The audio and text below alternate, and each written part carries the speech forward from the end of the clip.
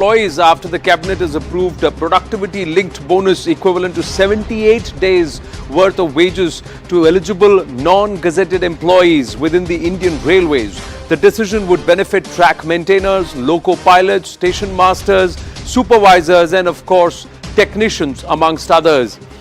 Meanwhile, after 10 years of the enforcement of the Companies Act 2013, 1 in every 5 board members on average in a nifty 500 company is a woman in Bharat.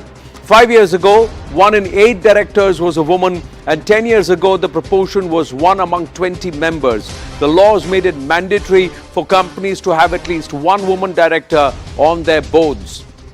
Madhya Pradesh, which goes to polls next month, is going to be seeing some really high-tech campaign tools, and that too will be put to use by the BJP, which is set to use 30 high-tech chariots during this election campaign in the run-up to the polls.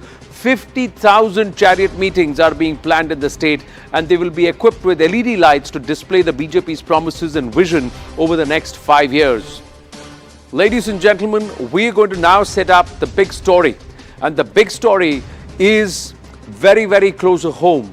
And it is about the big betting scam.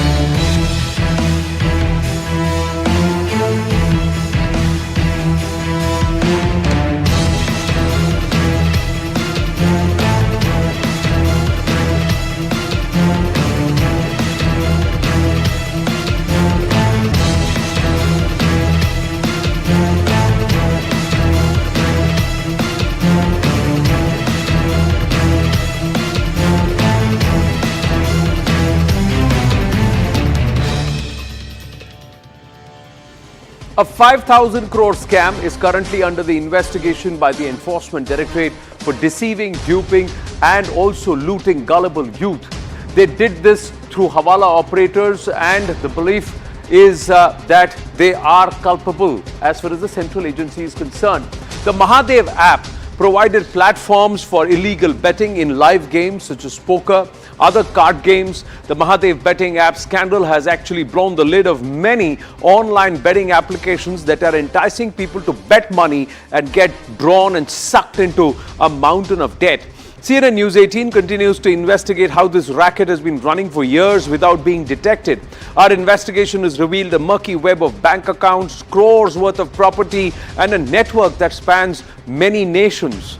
Now, before we get to this or how this operation actually worked, hear the testimony of how these app makers and promoters preyed on those that are vulnerable, what their modus operandi was, and listen to it from someone who's actually suffered because of this app. तो वो लोगों ने बोला मेरे को max win 19 करके हो, तो डिपॉजिट करना पड़ेगा। डिपॉजिट करने के बाद आपको 70% पैसा मिलता है हर गेम के ऊपर। समझो मैंने 1 लाख रुपए किया तो 1 लाख को 70% बोला तो मेरे को कम से कम 70,000 रुपए मिलेगा। हाँ, ऐसा मेरा 1.5-2 लाख के ऊपर ऐसा गया है गेम के ऊपर। मैंने उनको डिपॉजिट भी कर दिया, फिर उसके बारे में मेरे को किसी ने मेरा कॉल नहीं रिसीव किया, कुछ नहीं किया, मेरा पैसा भी गया, मेरे को वापस मिला भी नहीं।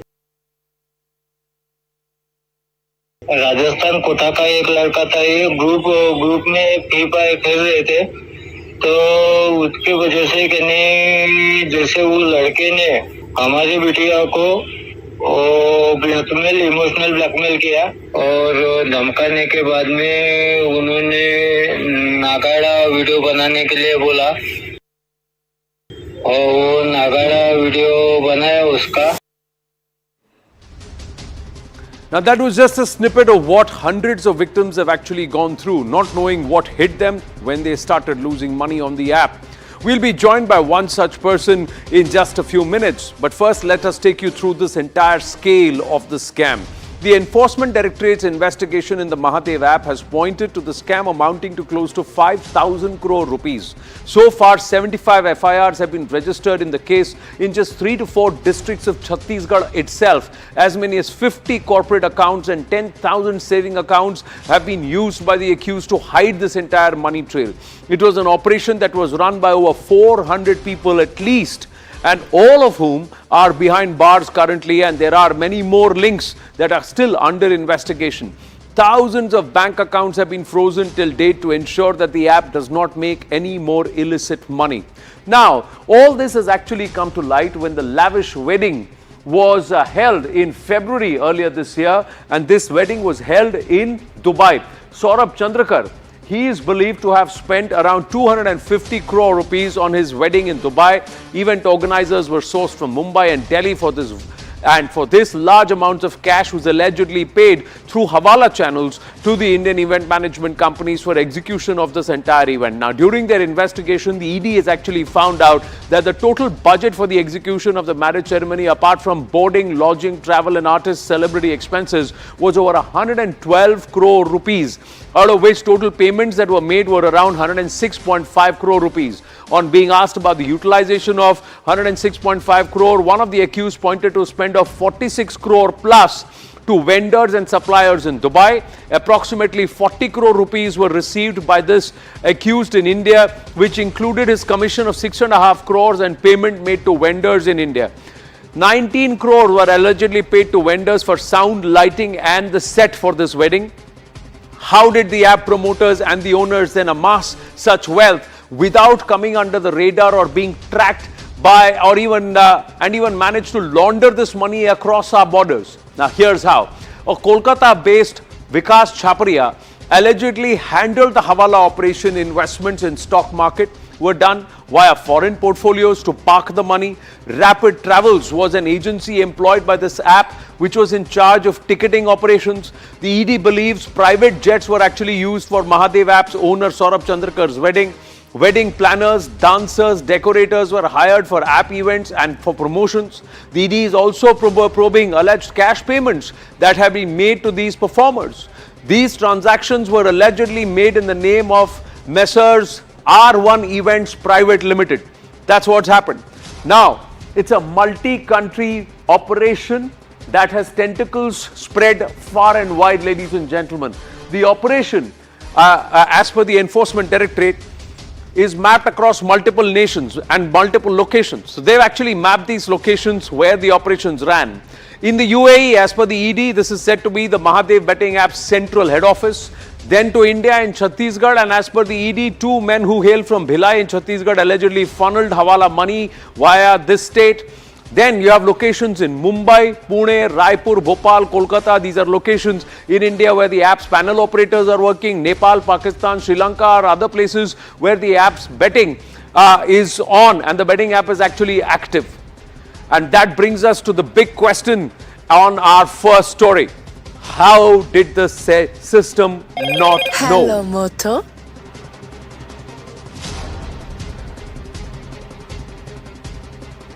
Is a stricter law the only deterrent? Kanish Gaur, cyber expert with us, Anand Ranganathan, author, analyst, and somebody who's watching all around us very close. So, you bet on it is a term, Anand Ranganathan, but there are entities who have actually made 5,000 crores out of it and looted gullible people. Good evening, Anand. Thank you very much for having me on the panel. There are 2 issues here. One is the immediacy and the immediate repercussions and the whole scam that has unfolded right before our eyes, and I'd like to spend a minute on that. And the other is possibly a little bit more broader point that I'll like to make, that why these scams actually happen and should betting be universally legalized in this country. These are the 2 points I think that are important for us and our viewers to talk about. On number 1, you're absolutely right. How on earth can more than 6,000 crores be scammed? Not just scammed. You look at the modus operandi. This gentleman who is in the net now was a juice vendor in Chhattisgarh. He had his marriage done and he spent 200 crores in UAE. That is how the whole thing unfolded, and that was his undoing, because people, then ED and other agencies came to know that there are, I think, more than a dozen film stars who went there and basically danced at his wedding, and were paid enormous amount of sums, and now all that money that was paid to the Bollywood stars is supposed to be from this income that he's earned from scam. So that's point number one, that you learn of a 5,000 crore scam through a wedding that has happened. What kind of investigative agencies are we running? Number two, it's not just the fact, Anand, that the scam came to light because of the wedding. I want to ask, this gentleman had actually started more than 2,000 bank accounts. This scamming was actually conducted through these bank accounts of the underprivileged. He got hold of the Aadhaar cards, he got hold of really poor people, and he promised them direct benefit transfers, DBTs. So he was actually scamming the poorest of the poor. And through those bank accounts, he was undertaking the Hawala transactions. Now you tell me, you can actually make 2 fuzzy bank accounts or a dozen bank accounts. Can an Indian make suddenly 2,000 fuzzy bank accounts?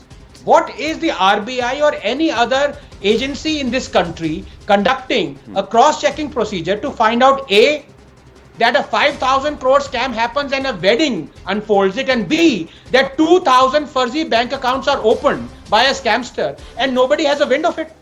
So obviously heads must roll. It is not just a question of unearthing this scam, Anand. It's a question of why were no one held responsible for not unearthing it for months on end. And I take you back. I take you back very briefly to how Nirav Modi finally got caught. Nirav Modi and his scam, Mehul Choksi, they were actually PMO India and the board of registrar of companies were informed months before the scam actually unfolded. No action was taken. So I don't know why in this country you have absolute open and shut cases of scams, and by the time they are unearthed, these scamsters have already escaped. And I think this is a blessing in disguise that he actually returned and he was caught. I don't know why he returned to Mumbai and he was caught. Number two, and this is a larger point, I don't know whether we possibly need another debate for this, Anand, but we have betting legalized in Goa, we have casinos, we have lottery systems in many states. That is how states earn a lot of money. Why is betting universally not accepted or legalized all across India? I really want to know the crux of this issue. Do some states feel that they are morally or ethically more superior, or that betting is bad or gambling is bad? If there was universally legalized betting and gambling, such kind of illegal things would not happen. You make some very strong points there. The other aspect is 5,000 crores of cash that is doing the rounds via Hawala in a post-demonetization era where they are saying that every bank road has been tracked and we've got billions of transactions via UPI or digital transactions that are going on. Kanishkar, the details that stem are so shocking, and sometimes they force you to think that, like Anand Ranganathan was saying, 2 juice vendors sitting in Dubai are running such a big racket.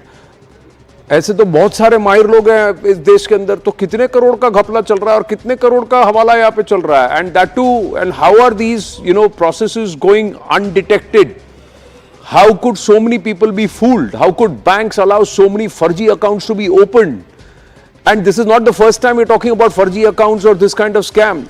Even with what happened with the minority institutions and the scholarships that we unearthed, that exclusive that we put out at CNN News 18, it was shocking that even on a dipstick study done by the NCAER, we saw nearly 600 furji institutions that were drawing benefits, and they had all got valid bank accounts. This is a huge issue. And sorry to interrupt, I didn't mean to interrupt. This is a huge issue, Anand. One of the key Kanishk, Anand Ranganathan just wanted to interrupt a small intervention, and then I'll get you to speak. Yes, Anand. Sure. My apologies, Kanishk. I didn't mean to interrupt you, but I just remembered, small mercies, Anand, and thank God that Mahadev is not on the jersey of the Indian cricket players who are playing in the World Cup. It very well could be. You remember the other scams from Sahara? Yeah. Sahara was sponsoring the Indian cricket team. So we are just lucky that it is not Mahadev splashed all over the Indian cricket jersey. Not just India. Yes, cricket jerseys, small mercies, but splashed over a lot of places for a lot of things. It could have happened, and that's dangerous. And there are a few nami-ginami people who have actually gone for this wedding, and how they've received their money and whether they've declared that income is also under the scanner. But Kanishk, yes, go ahead, please. Yeah, one of the biggest issues is we did not have any law which would differentiate between gambling and gaming. So a lot of these companies were operating under the gambit of gaming. That was one of the key issues which we typically saw. The other thing which we have seen is a lot of these apps take permissions from users without informing them. So the safety features, the functionalities that have to be clearly tested. So if you download any app like this, the kind of permissions they were taking from people, right from accessing people in their contact list to accessing, the data that is there, even recording some of their conversations, morphing their images to blackmail them. So those have been big issues. So particularly on, Play stores, one needs to have recurring security mechanisms so apps like this do not exist. So today, this is one Mahadev app. There could be plenty of such apps. And Anand, we have spoken. There are a lot of these Chinese apps which still continue to operate and lure people into making tremendous amount of money and then blackmail them, which have run havoc. So Mahadev is one typical point, and which we have found out because there is a 200 crore spent on a wedding. Look at other apps which are still operating. So what the government needs to do is run a mandate to look at apps which are causing safety concerns for end users and then blocklist and blacklist them. We have looked at only Chinese companies. There are multiple companies which are operating such operandists. If there is a legalized system, what happens is if there is a legalized system, there is KYC, there is a filter where you can say that you can only bet about 10% or 15% of your bank balance. You cannot draw an overdraft. You're not allowed to do anything other than link directly to your bank balance. There is a GST mechanism that comes into play, and there is accountability. And you can have certain benchmarks and protection to people. See, this is the game of skill versus game of chance argument continues. In this case, people who are willing to bet, what happens is families are destroyed. Look at the kind of arm twisting that's been done. Some of the victims' versions that we have, Anand Ranganathan, is shocking. That they have threatened women, they have threatened families, they have they've actually mined their entire social media profiles and tried to shame them and try to really hook them. And this was yes, the rule in a casino or anywhere in gambling is the house always wins. But in this case, it was designed for the user or the bettor to lose. That's how big this scam was. Yes, and I think, I'm certainly not speaking for these scamsters, absolutely not. But can I just say that they were rank amateurs, not only because they did not involve any politician, not only because they conducted a wedding so soon after they started the app and they spent 200 crores according to the eye of the agency, but finally, for having opened 2,000 bank accounts. I mean, the daring itself is astonishing. When you talk about Anand, let's look at you talked about demonetization.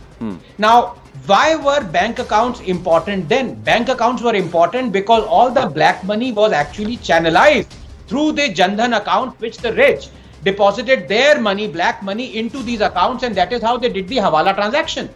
Now, but that was 7 years ago, 2016. After that, India has seen an unbelievable digital revolution where most of the transactions that are happening, billions and billions of them, are happening digitally. So how on earth can this be evaded from the agencies and the RBI's eye that you have more than 2,000 bank accounts opened by two people? It beggars belief, Anand. It is, and sometimes these banks don't get accounted for. Those people who opened these accounts are still operating, they are still functioning. A suspension or a transfer or just a red flag does not help. It's criminal offense that you're doing because you're opening people and society to being defrauded. So that check also has to happen. We've just got one of the victims of and who are one of the complainants on the phone line, gentlemen. So quickly going across to them. Namaste. अब मेरा नाम आनंद है, आपको मेरी आवाज आ रही है? जी। जी, आप जरा मुझे बताएंगे कि आपके साथ, आपके परिवार के साथ क्या हुआ था इस महादेव ऐप के साथ?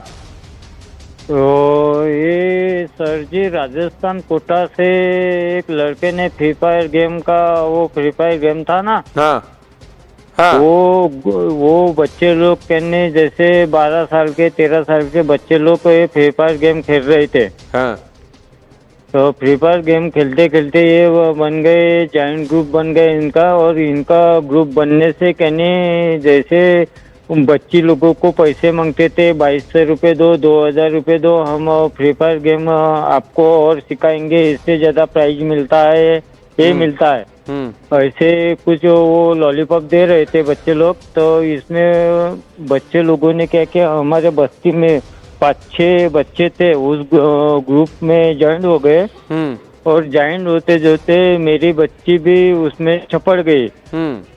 12 साल की बच्ची थी, तो 12 साल की बच्ची वो जैसे 7 में थी, तो उसमें उसको कहने उस राजस्थान कोटा से एक लड़का था, हाँ, और उसने कहने उस बच्ची को बोला, जैसे 15 दिन हो गए वो खेल रही थी, तो 15 दिन में उन्होंने कैप्चर किया। हाँ, और कैप्चर करने के बाद हम घर में नहीं थे, तो बच्ची कोरोना की वजह से कहने हमने उनको फोन दिए थे हाँ, पढ़ाई के लिए। तो वो बच्ची फ्री फायर गेम खेल रही थी, तो उसको कहने धमकी मिली, वो राजस्थान कोटा से लड़का शाहजी करके लड़का है, तो उसको धमकी दिया, उसको पहले बाथरूम में भेजा और नागाड़ा फोटो निकाला उसका स्क्रीनशॉट से जी, और नागाड़ा फोटो निकाल के उस बच्ची को ब्लैकमेल कर रहे थे। 12 साल की बच्ची थी वो जी, तो बच्ची को इमोशनल ब्लैकमेल करके 2200 रुपये 300 रुपये मेरा अकाउंट नंबर मांगा, मम्मी का मांगा अकाउंट नंबर, हाँ, अकाउंट नंबर में वो पैसे भेज दो। तो ये हमको पता ही नहीं था 2 दिन। हाँ, तो उस बच्चे ने, जैसे मेरे बच्ची के साथ में जो बच्चे लोग थे, हाँ, दो लड़कियां थी, 13 साल की और 12 साल के 2 बच्चे थे जी, तो वो बच्चे के साथ में भी वो लड़का खेल रहा था, वो 18 साल का लड़का था। हाँ, तो 18 साल का लड़का था, तो उन्होंने कहीं उस लड़के के मोबाइल पे वो नागाड़ा वीडियो भेजा जी, तो वो बच्चे ने वो थोड़े से घबरा गए। वो बच्चे घबराने के बाद में उसके मम्मी को वो बताया, उसकी मम्मी ने फिर मेरी मिसेस को बताया कि ऐसी बात हो गई जी, तो हम बिना हटे बिना ये रूठे हम टेंशन में नहीं है, हम सीधा क्योंकि बच्चे लोगों के ऊपर और किसी के ऊपर अगर किसी को ऐसा हादसा होने को नहीं होना तो इसलिए मैं सीधा साइबर ऑफिस गया। साइबर ऑफिस में मेरे को केशव वाघ जी सर मिले, उन्होंने वो देखा तो उसका भी दिमाग खराब हो गया, तो उन्होंने सीधा फाइल बनाई, रिपोर्ट बनाई और उल्केश्वर थाने में वो रिपोर्ट भेज दी जी। तो सर जी को बोला ये आपके लिए सामने के लिए अच्छा है कि बुरा है। मैं बोला ये बच्चे के ऊपर आजू बाजू में या बस्ती में या शहर में किसी के साथ में ऐसा हादसा होने को नहीं होना जी। मैं ये पैर पीछे लेने वाला नहीं हूँ, मैं ये पैर अपना सीधा सामने चलूंगा और ऐसा असर गिरने को नहीं होना किसी के साथ में जी। किसी के साथ में होने को नहीं होना, इसलिए मैंने ये स्टैंड उठाया और उस लड़के को उल्केश्वर पुलिस थाने में से एक्शन हो गई। एक्शन होने के बाद में राजस्थान कोटा से 15 दिन में वो लड़का आया, मेरे को माफी मांग रहा था, उसकी माँ भी माफी मांग रही थी। बोले हम गरीब है, ये है वो है वैसे बता रहे थे। उसकी माँ बर्तन धोने के लिए जाती थी तो मैंने सीधा बोला तुम्हारे बच्चों के पास 15,000 या 20,000 का फोन कैसे आया, गरीब हो ना आप। हाँ। 15 दिन में छोटे बच्चों के नागाड़े वीडियो बनाने के लिए, दूसरों की जिंदगी खराब करने के लिए आपको सजा मिलनी या नहीं मिलनी है। बिल्कुल। मैं पीछे हटने वाला नहीं हूँ। अच्छा हुआ आपने जो पोजीशन लिया वो आपने लिया, क्योंकि वरना इतना बड़ा स्कैम और ये जो हर जगह जितना व्यापक है वो नहीं होता। मैं आपको धन्यवाद देता हूं कि आपने जो पोजीशन लिया, और हम ये उम्मीद करते हैं कि और भी ऐसे कड़े कानून बने ताकि आगे जाकर ऐसा वापस ना हो। बहुत बहुत धन्यवाद, बहुत बहुत धन्यवाद हमसे बात। जी बोलिए सर जी, यहाँ से हमारे एरिया में क्या नहीं, फ्री फायर नाम की चीजें बंद हो गई। नागपुर जिले में फ्री फायर नाम की चीजें बंद हो गई। बच्चे लोग स्कूल में जाते सब। हमारा अभी 2000 बच्ची का गाँव है कि नहीं जी, उसमें कुछ भी नहीं चल रहा, और मैसेज जा रहे हैं कि ऐसा होने से क्या होता है। मेरे को धन्यवाद भी दिया बहुत से लोगों ने मेरे को। तो हम भी आपको धन्यवाद देते हैं, और ये सिर्फ आपके जिले में और आपके एरिया में नहीं होना चाहिए, पूरे देश भर में हर किसी को जाना चाहिए कि ऐसे ऐप्स के साथ सरोकार ना करें और यहाँ पर अपनी डिटेल्स ना शेयर करें। और सबसे ज्यादा बड़ी बात है कि माँ बाप ये ध्यान रखें जब अपने बच्चों को आप फोन दे रहे हैं, when you're giving them phones and to be able to communicate in terms of emergency, then none of these platforms should be there. You have to ensure that these kind of platforms are not accessible to those who are vulnerable and who don't know what they're getting into. Thank you very, very much. बहुत बहुत धन्यवाद. Anand Ranganathan, please stay on with us, and Kanish Gaur, thank you for your inputs. We're going to shift focus, ladies and gentlemen, and move to what is actually going to perhaps disturb the entire balance that was trying to be constructed, and of course a new regional equation that was on its way to fruition at the G20 summit in Delhi could be derailed. But there is a game of misinformation, and there is a game that is very, very devious that's being played by those who have a very, very nefarious agenda. Let's start with what happened in the Gaza Strip and how a narrative of false propaganda now is losing steam as more and more proof comes in and more people realize what the truth was. It was US President Joe Biden on Wednesday, and on Thursday it was UK Prime Minister Rishi Sunak who made solidarity visit to Israel. Both of them expressed their resounding support to the nation. Rishi Sunak held talks with Israeli leaders and is expected to visit other countries in the region. On arrival, he condemned the horrific act of terrorism by Hamas on the 7th of October and said that the UK stands with Israel. Also, the visit soon after the horrific explosion at the Al-Ali hospital in Gaza. Ministry of Health in Gaza had claimed that hundreds of people were killed in that devastating explosion and blamed Israel for bombing civilians and children. But that narrative is slowly losing steam. It began with the Israeli Defense Forces on Wednesday giving proof of how this attack actually came from within Gaza itself via a rocket that was aimed at Israel, but that in fact landed there itself, and that explosion that was caused.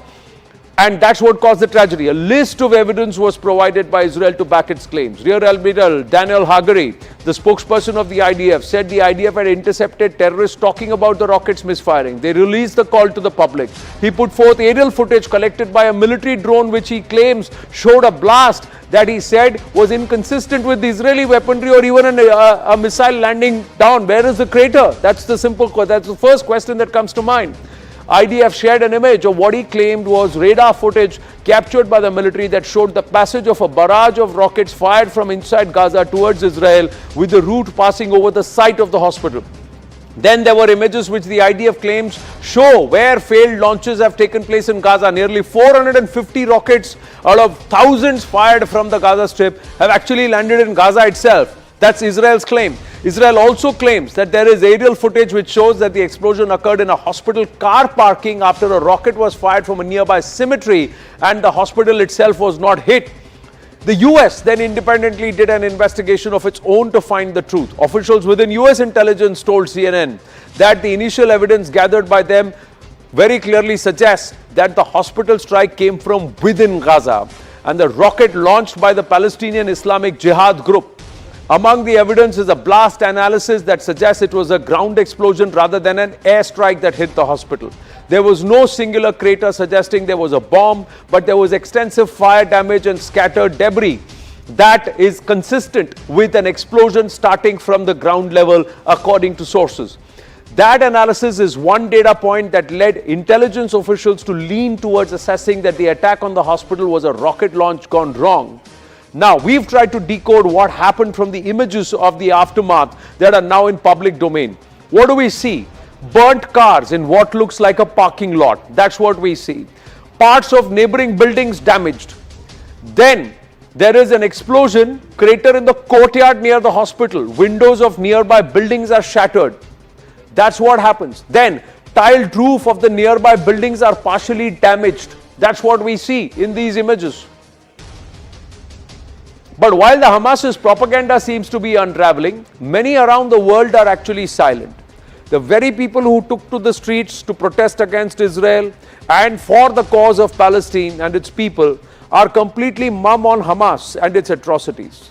When the act has been committed from within, why the silence is a question. Hundreds of protesters stormed the US Capitol Hill, defying all police warnings and demanded ceasefire in Gaza. Dressed in black t-shirts, they held up large banners that read ceasefire and let Gaza live. Why aren't they saying this to the Hamas? There's a question.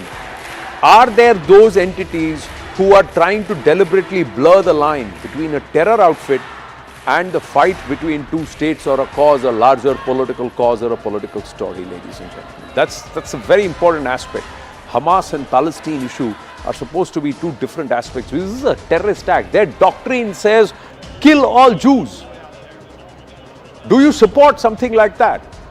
Whereas the PLO says peaceful protests and a two-state solution. That's the Palestinian liberation only. There are two different narratives here. Danny Ireland is Israeli diplomat and columnist, joins us. Charlotte Littlewood, head of the UK India desk, ICFS, joins us, and Anand Ranganathan, author, stays on with us. Namaste. Thank you very, very much to the lady and the gentleman for joining us. Danny, this aspect of those who come out and have a go at Israel for causing damage in the Gaza Strip, why don't they ever question the Hamas? Because their rockets are killing innocents. Well, it's a good question. Actually, what we see here today, it's not just a battle between truth and lies. It's a battle between life and death. And unfortunately, Hamas is part and parcel of the global jihadist movement, which for them, there's no coexistence, there is no peace, only their way, and their way is an Islamist world. First of all, they would like to take Israel and the entire Middle East. By the way, Israel is not only the only one on the crosshairs. It's also Egypt and Lebanon and Saudi Arabia, all those countries that today have moderate Sunni regimes. They are very much supported by Iran. The Ayatollahs of Iran, they are the mastermind. They have their proxies throughout the Middle East. We're talking about Hamas, Palestinian Islamic Jihad in Gaza. We're talking about Hezbollah in Lebanon, the Houthis in Yemen, the militias, the Iranian militias in Syria and in Iraq, and also in the area of North Africa, like Libya, Sudan. They have the Boko Haram in Nigeria. They are all over.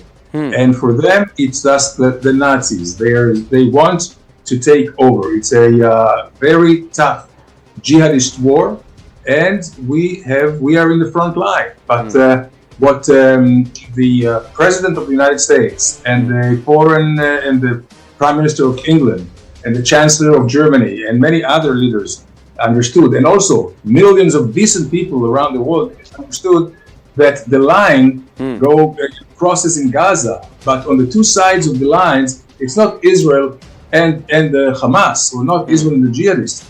It is I would say, the decent world, the Western democratic world on the one hand, and on the other hand, it's just brutal jihadist ISIS type with whom there is no coexistence. Now, who is behind all these jihadists? We have Iran, we said, but unfortunately, it's not just Iran. We have also two mighty powers that support them. And one of them is China, which is the main backer of Iran and its economy. And we have Russia, which helps them with military equipment and also with political cooperation. So today, it's almost resembles eerily World War II, when on the one hand we had the Nazis, and on the other hand we had the Allied forces, led by the United States, also led by the United States today. And the United States understands that We just cannot let Hamas go on like the Nazis did without being totally surrendering. And the goal in Gaza is an unconditional surrender of Hamas, just like the world demanded, the decent world, the democratic world demanded unconditional surrender of the Nazis. And this is where we are today. Charlotte Littlewood, how would you read this? I don't want to kill anybody, but I will not stop you from picking up the gun. Is this how terrorism is going to be normalized by people who are going to give this cover fire? Or is there a larger game to it? Because even closer home here in India, we've got the son-in-law of Nawaz Sharif coming out and saying, let's wage a similar jihad, and Pakistani nuclear arsenal is ready for those who want to, for the Palestine cause. And he's again raking up the name of a Salahuddin and then making this statement closer home. So you see how these narratives are then spun. Yes, this is the really worrying trend we are seeing here. We're seeing a conflation of legitimate need for a solution for Palestine and Israel, hopefully a two-state solution, being overridden, taken over by those that are pushing anti-Semitism and also supporting Hamas. It is besmirching the Palestinian cause, and it is creating what may be irretrievable in the next few years for those that are advocating for Palestine and wanting some kind of solution in the future for peace for both sides. So it is a really worrying, especially for liberal-minded people in the West, those that want humanity to survive here, to see these legitimate causes overridden with such hate, extremism, and indeed even support of terrorism. What needs to happen here is an absolute eradication of Hamas. I support Biden in supporting Israel's military to this end, and Biden for giving aid support to Gaza. Both of these things are both needed and are both true and are both realities at the same time. And I think what's being lost here is the ability to hold one truth, that Jewish people need a homeland. This has been proven time and time again, and we have just seen what I would consider another attempted Holocaust. So that has never been truer and more real for us as now. And it's also true that Palestinian people living in the West Bank in particular, which is where I've spent 2 years living, I know that area very well, need to have greater freedoms and a state, I would say. And these two things can be held together at the same time. And this is what we now need to move towards.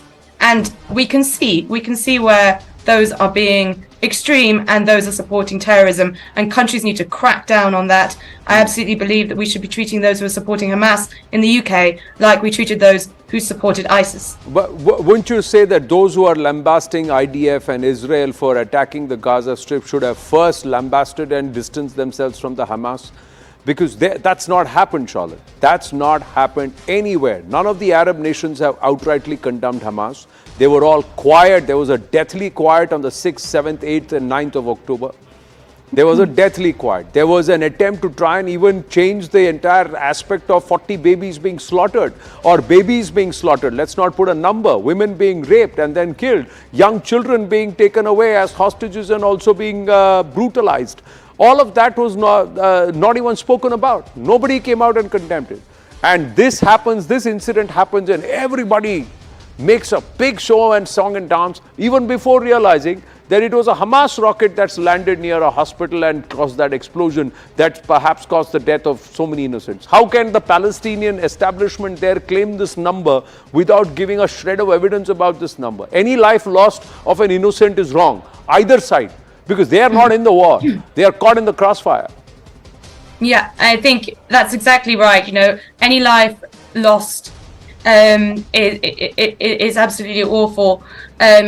But what we're seeing is a support for Hamas and a silence for Jewish victims.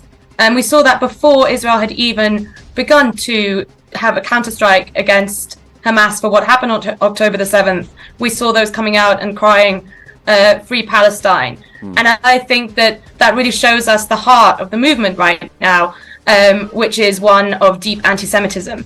That doesn't mean to say that there isn't legitimate legitimate support for Palestinian freedom, but unfortunately the activists that we've seen in the West have not been advocating such. Anand Ranganathan? Anand, I'd like to make a few points, and I think they need to be internalized because these are irrefutable facts, not opinions. And I'm afraid for the last almost a fortnight, people are going more by opinions than by facts. So here goes. Number one, by most authoritative accounts, and you've illustrated a few, it is now absolutely clear that this Baptist hospital in Gaza was not bombed in an accidental Israeli airstrike, but rather got damaged in a very limited way through a Hamas stray rocket. But here is the thing. The Baptist hospital in Gaza was safe and functioning well till October 6, was it not? And it would have continued to be safe and function well. Beyond that, had Hamas not murdered 1,400 innocent Jews on October 7th and brought this war upon itself? So let me be clear and unequivocal. Hamas alone is responsible for the hospital tragedy. Number two, the Jews were in the land of Israel more than 1,000 years before Islam was even born. So this argument, Anand, that the land does not belong to Jews is totally wrong. King David founded his kingdom 1700 years before Islam. And what is symbolized in the Israeli flag? The Star of David. The Jews were driven out of Israel 500 years before Islam, after the defeat of Simon Bar Kokhba in the Jewish-Roman War. So they have a legitimate right to that land. Number three, while the Israeli Declaration of Independence in 1948 absolutely does not discriminate between Jews and non-Jews, i.e. Muslims, or any other person of any other religious denomination, the Charter of Hamas, democratically elected by the Palestinians, proclaims that the day of judgment will not come until Muslims fight Jews and kill them all. Israel will continue to exist until Islam obliterates it, just as it has obliterated others before it, unquote. Number four, Israel has voluntarily, Anand, given up the land, Sinai, West Bank, Gaza, that it had taken over after the Arab-Israeli wars. If it was the perennial aggressor, why would it have done so? Number five, Israel believes in the two-state solution, where Israel and Palestine can live peacefully side by side. You go by all the Oslo and other declarations, and this is absolutely emphatic. Hamas does not believe in two-state solution. Number six, Egypt has demolished thousands of Gazan homes along the Sinai border. Egypt has flushed out Gazan border tunnel, not Israel, Egypt. And besides, can you please tell me why are Egypt and Jordan not allowing Palestinian refugees to enter their land right now? Exactly. Especially when the Rafah border crossing allows for civilians, not goods, to cross over. And finally, just 30 seconds. Have you ever wondered why a small sliver of land surrounded by the richest, the wealthiest nations in the world, the Arab states, trillionaires, billionaires, remains the poorest when the same nations have converted deserts into Dubai? And yet, Gaza remains like Gaza, poorest, filthiest, sickest, most dangerous place in the world. I'll tell you why. Because they want to keep playing the victim card. Just like after they start the violence, kill Jews, they march down their dead, killed in retaliatory Israeli action to show the world that Israel is the oppressor. They project Gaza as an open-air prison and gutter because they say Israel has made it so. The fact is, they care more about denigrating and embarrassing Israel than about developing Palestine. That's the naked truth.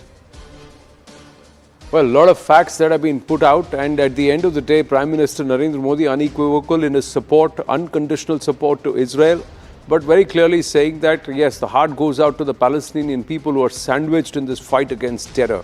And innocents too, on both sides. Very clearly, the fight is against terrorism. It's Israel versus Hamas, not an Israel versus Palestine situation. That line should not be blurred. We've got to be very clear there. Have to interrupt this conversation because we've got a big development coming closer. Homes going straight across to that here on the right stand, ladies and gentlemen, as we thank our guests a little early.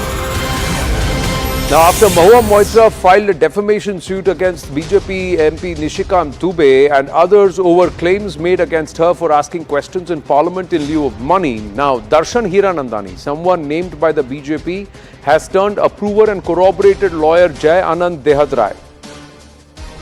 That's what's happened. So this is what has happened. Now, Darshan, there is an affidavit that's now come. There is an affidavit that we have accessed here at CNN News 18, and there in the affidavit, he has very clearly come out and confirmed and turned approver. He is said, and I'm reading, I have come across a letter dated 14th October 2023 addressed by Shri Jay Anant Dehadrai to the Director, Central Bureau of Investigation. Similarly, I have also come across a letter addressed by Shri Dehadrai to Nishikant Dubey, Member of Parliament. In the days I have followed, I have come across several reports in numerous news agencies and contents of both letters. All this has been forwarded to me by persons known to me as they have come across it on social media. As my name prominently figures on the letter, I have been closely watching and monitoring the developments on the issue. That's what he has said. And it has come to my attention that Ms. Mahua Moitra has commenced proceedings against Shri Dehadrai and Shri Dubey for defamation. Similarly, it has also come to my notice that the issues raised in the letters have been referred to the Ethics Committee of Parliament. On a considered basis, I am making a present affidavit to place on record all relevant facts which are known to me and presently occur to me as relevant and relatable to the issues that are raised in the letters. I know Ms. Moitra since I met her at the Bengal Global Business Summit in 2017 when she was a West Bengal MLA and designated to engage in various with visiting industrialists at the summit. In my interactions with her at the summit, I found her to be knowledgeable, expressive and outspoken. We exchanged contact details and remained in touch ever since. Over a period of time, she's been a close personal friend of mine. And then he says, in the course of my interaction with her, and then he says that further down, since she became a Lok Sabha MP, points number 8, 9, 10 and 11, that's where he says, he confirms the allegations against Ms. Mahua Moitra. Payal Mehta joins us now. Payal, Mahua Moitra has also offered a corrigendum, but this Darshan Hiranandani turning approver is a big blow to the Trinamool Congress and also to Mahua Moitra. How do we view this?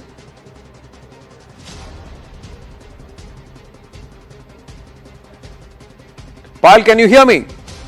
Yes, Anand, it's a big piece of news that is now coming in just a day of the days.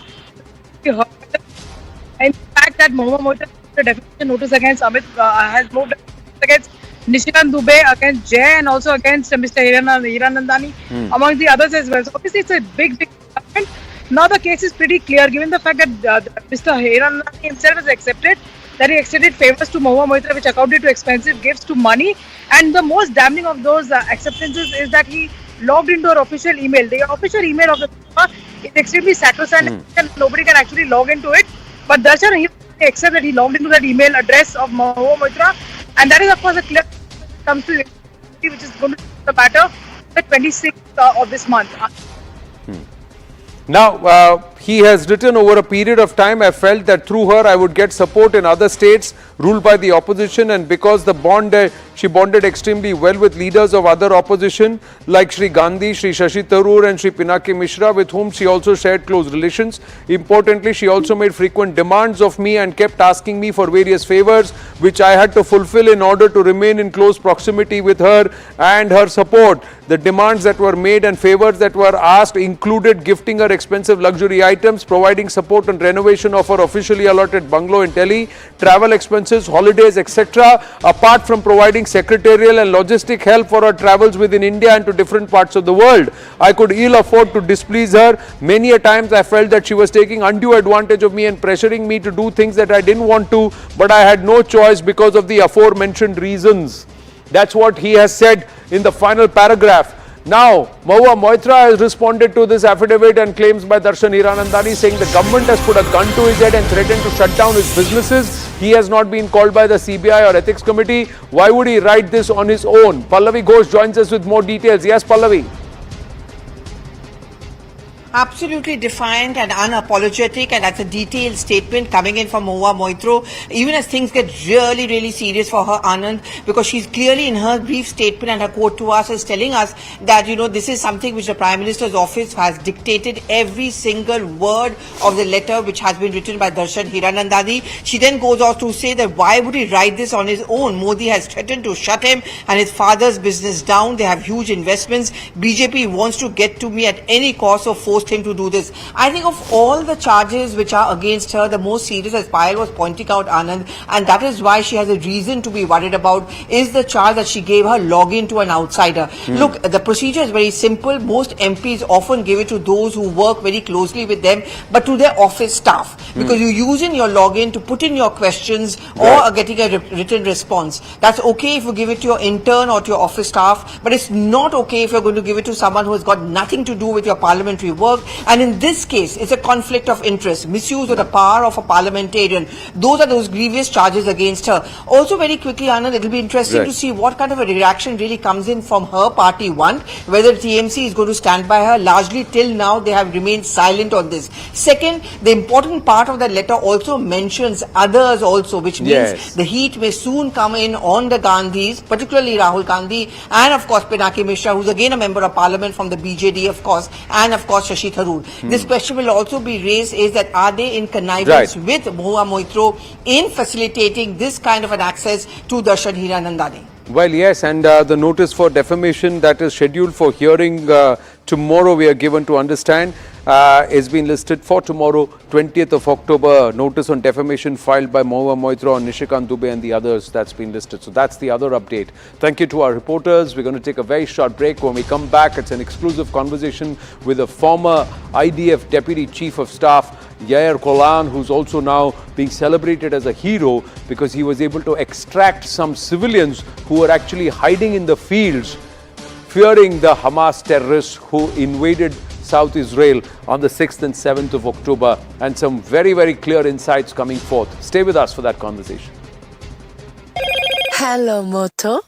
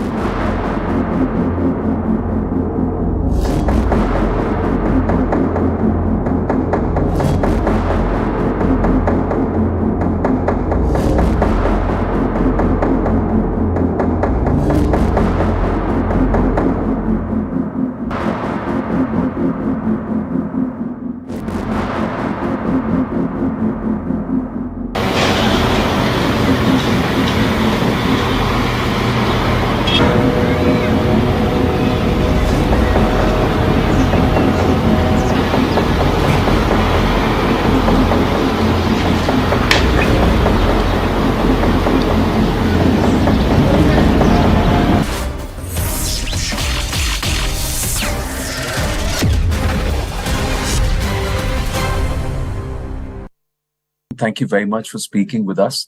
Let me first ask you, you saved a lot of lives in the first 2 days, the 7th and the 8th. Can you take us through what happened then?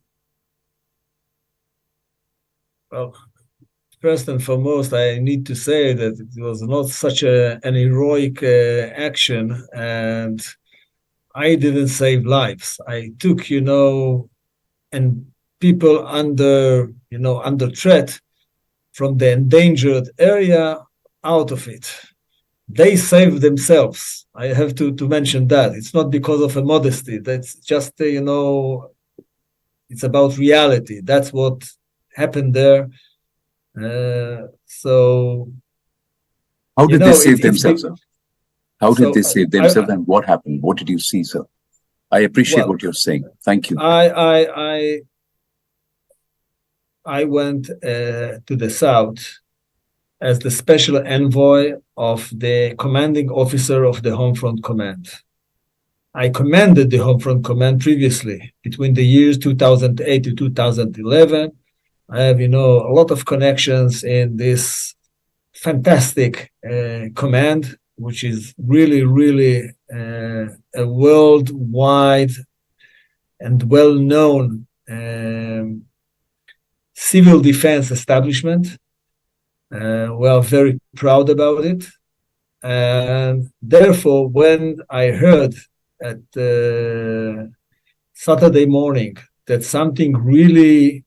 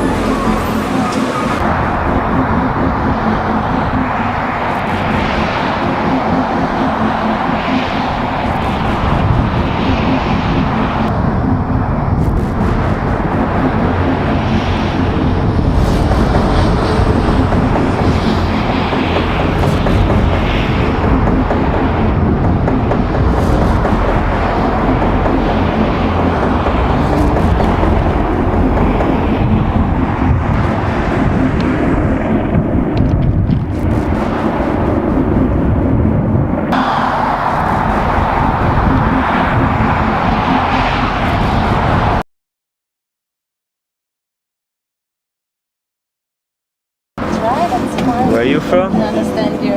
My accent doesn't sound good because I'm Russian, but like, איך אומרים, התעוררתי רק עכשיו? Woke up, just now. He just woke up.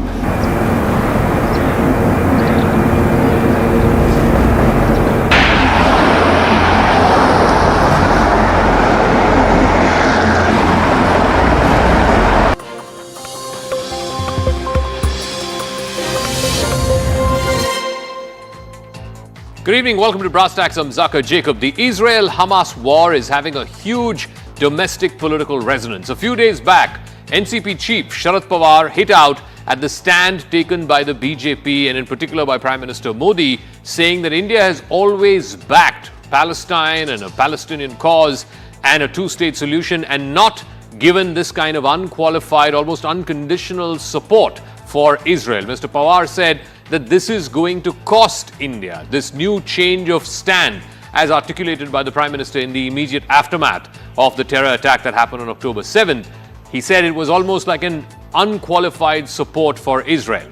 The BJP has hit back by saying that it was in 1992 in a Congress government under Narasimha Rao when diplomatic ties were established between India and Israel. And Mr. Pawar was a senior minister, a senior member of that cabinet